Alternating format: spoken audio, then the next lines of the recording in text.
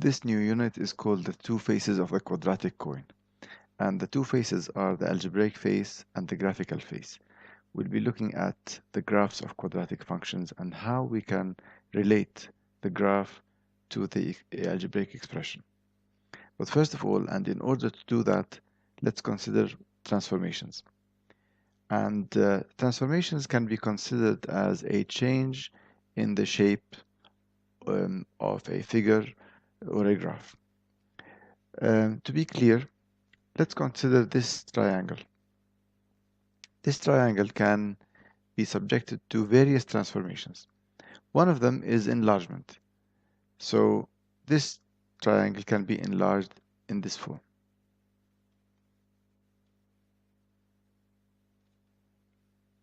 Another kind of transformation is rotation. So this triangle that is sitting right here can be rotated around a point, and that would be a transformation. So this triangle is a transformation of the one that was in the first quadrant to begin with. The third transformation is a reflection. And a reflection can be represented, let's say, we're going to reflect it in the x-axis.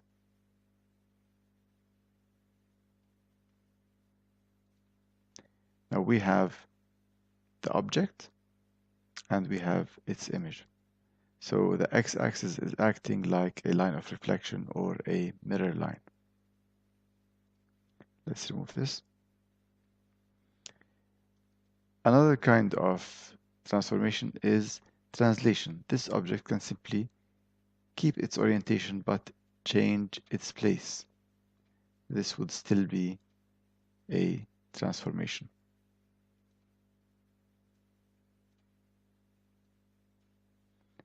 And finally, there is stretch. And stretch is an elongation in one direction only. So this would be a stretch in the x direction. And this would be a stretch in the y direction. Now, for our purposes, we are going to focus only on three transformations: reflection, translation, and stretch. Those are the three ones that we're concerned with. Let's take reflection first. And let's consider this triangle, ABC, where the coordinates are as shown. And let's say that we want to reflect this object in the x-axis. Now, consider this point A first. The coordinates are 4 and 2. If we are to reflect this in the x-axis, we consider the x-axis as a mirror, and the image of A will be as far away from the mirror line as A is. So it'll be here. And this is the image of A. As you can see, A is 2 units from the mirror line, and so is A prime. By the same analysis, we can appreciate that B is here and that the image of C is here. Note that the images of A, B, and C are called A prime, B prime, and C prime. So if we connect the sides, we'll end up with this image. Now, if this object is moved, the image moves as well. If it gets closer to the x-axis, the image gets closer to the x-axis. And in all cases, note that for any point and its image, the x coordinate is the same, but the y coordinate is such that the y coordinate of the image is the negative of the y coordinate of the original point. Now what happens if we take this triangle right down to the x-axis? In this case, the object and the image coincide. And this line does not change. That's why it's called the invariant line. And any point that lies on the invariant line is not moved in the reflection. And if we take this further, now this part is now below the x-axis and it's reflected above it, while this part is still above the x-axis and it's reflected below it. And the line in the middle here is the invariant line, and that means that those points remain where they are. And if we move across, we still have a reflection in the x-axis. So what if we want to reflect this object in the y-axis? The image of A will be somewhere here, 3 units away from the y-axis, right here. B will be 4 steps behind it, so B double prime and C double prime. Note that we're now using the label C double prime, B double prime, because we already have A prime and B prime here. And if we connect the lines, we have this image. Now, the same applies if we get closer to the y-axis. The image gets closer to the y-axis as well, and we have an invariant line here, which is the mirror line. And we also notice that if we reflect a point in the y-axis, then the coordinate of the image is such that the x-coordinate changes sign while the y-coordinate remains the same.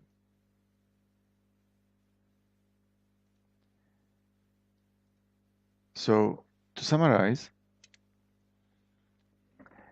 if a point is reflected in the x-axis, its image will have the same x-coordinate and the negative of the point's y-coordinate. However, if a point is reflected in the y-axis, its image will have the same y-coordinate and the negative of the point's x-coordinate. And let's look at this example. Reflect 2, -5 in the x-axis. If we reflect 2, -5 in the x-axis, the x-coordinate does not change, so it's 2, 5. The y-coordinate changes sign, and if we reflect the point 2, -5 in the y-axis, the x-coordinate changes sign and the y-coordinate remains the same.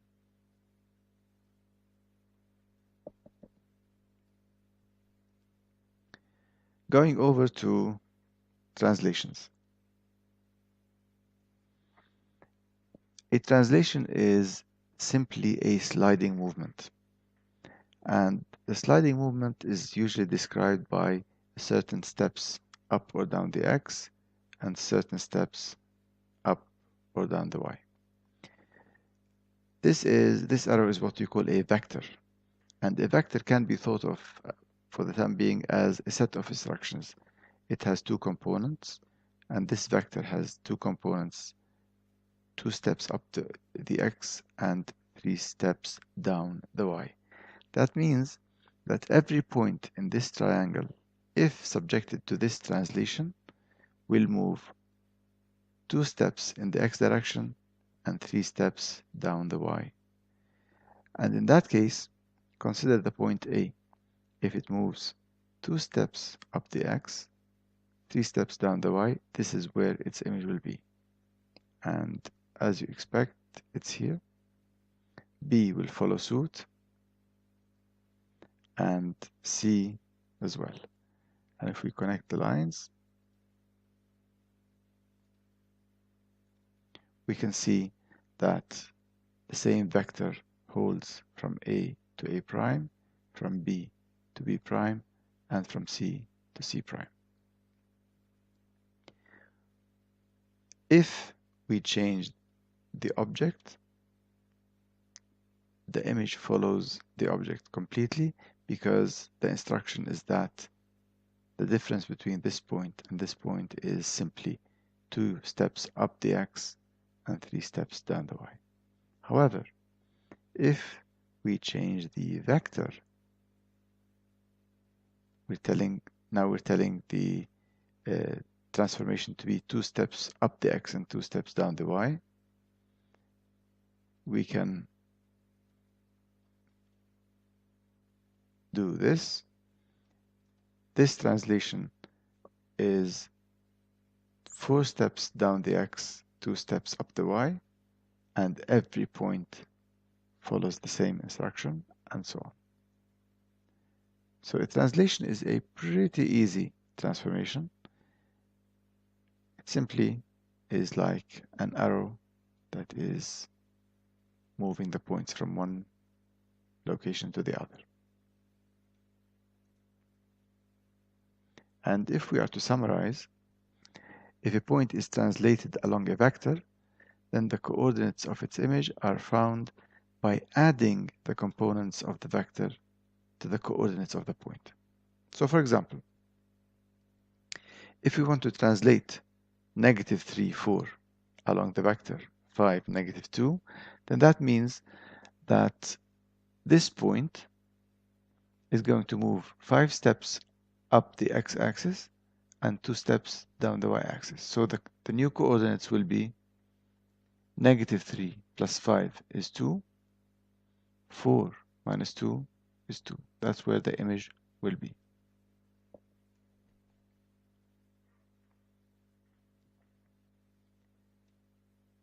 Finally, let's go over to stretch.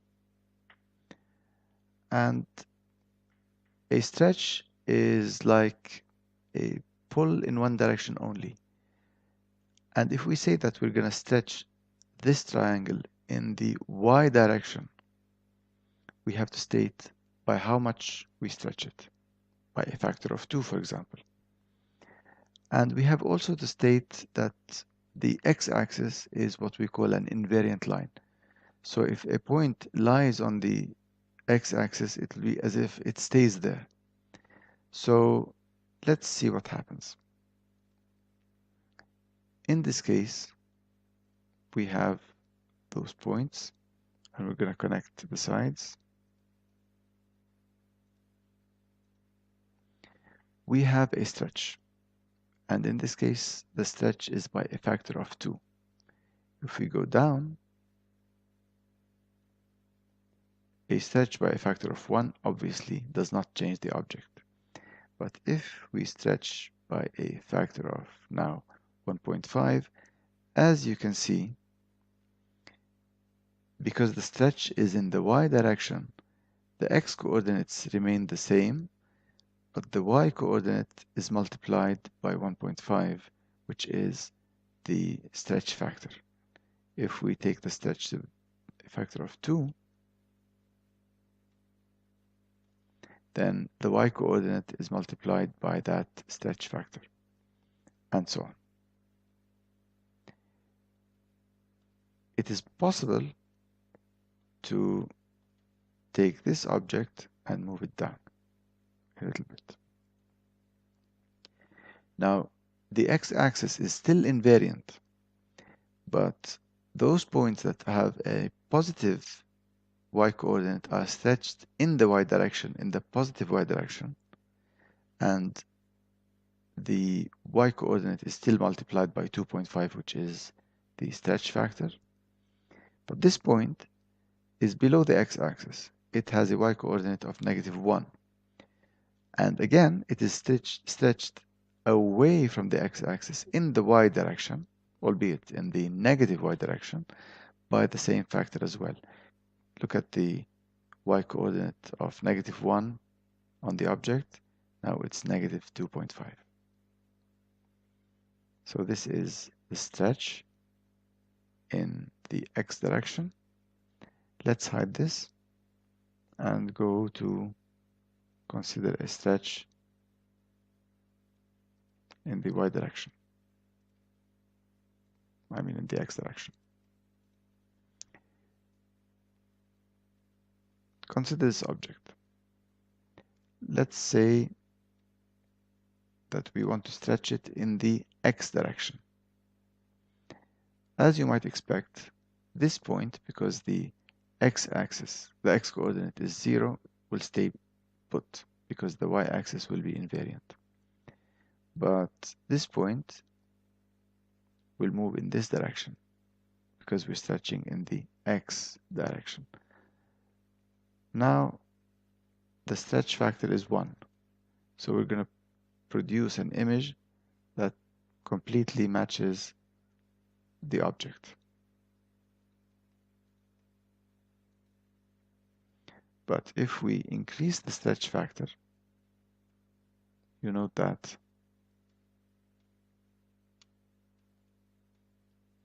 the y-coordinate remains the same, but the x-coordinate is multiplied by 3, which is the stretch factor.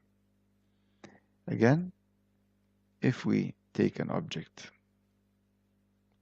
in such a way that it crosses the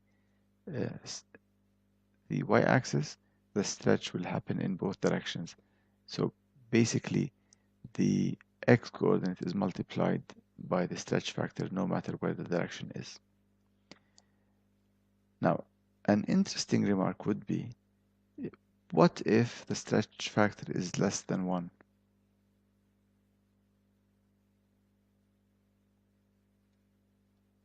The same rule applies. The x-coordinate is multiplied by the stretch factor, which is, in this case, 0.5. So it looks like a compression rather than a stretch, but it still is a stretch by a factor that is less than 1.